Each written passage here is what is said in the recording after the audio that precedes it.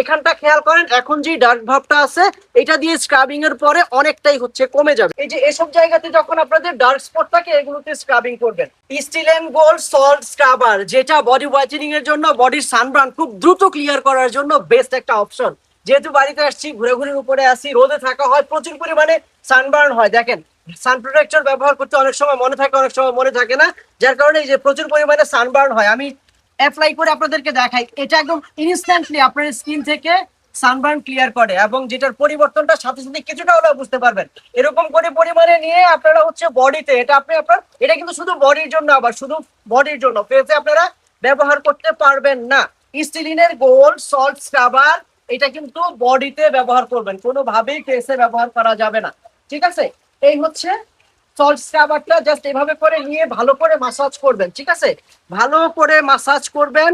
Massage করলে আস্তে আস্তে সানবার্ন গুলো ক্লিয়ার হবে, স্কিন থেকে রিঙ্কেল কমে কিন্তু এটা, হ্যাঁ, স্কিন থেকে রিঙ্কেল, কুচকানো বা বডি স্কিনের বা হচ্ছে ডেড স্কিন খুব দ্রুত ক্লিয়ার হয়, ডার্ক স্পট খুব দ্রুত ক্লিয়ার হয়।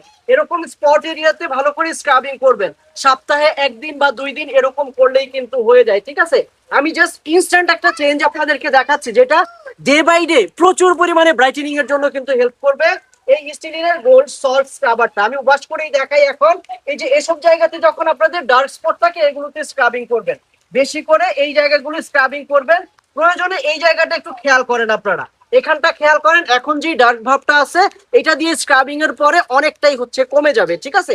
অনেকটাই হচ্ছে কমে যাবে, তবে সেটা ডিপেন্ড করবে আপনার স্ক্রাবিং এর উপরে, ঠিক আছে? এই হচ্ছে স্টিলিনের গোল্ড সল্ট স্ক্রাবারটা, যেটা একাই আপনার ডার্ক স্পট, ব্রাইটেনিং, সানবার্ন এগুলো ক্লিয়ার করতে বাধ্য বা হচ্ছে ক্লিয়ার করে দেয়।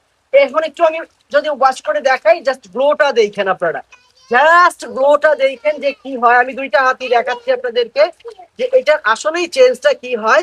এই হাতটাও যদি ধুই ভালো করে, এই হাতটাতে তো ব্যবহার করি নাই, এই হাতটাতে ব্যবহার যেহেতু করি নাই, তো এটাতে করলাম, আসলে কি কোনো পরিবর্তন আছে কি নাই আপনারা একটু দেখেই কমেন্ট করে প্রয়োজনে জানাবেন, ঠিক আছে? আপনারা কমেন্ট করে জানাবেন, দেখেন যে কিছুটা হলেও কিন্তু চেঞ্জ চলে আসছে, স্কিনের গ্লোটা অটোমেটিকলি বেড়ে যায় কিন্তু এই স্টিলিনের সল্ট স্ক্রাবার দিয়ে।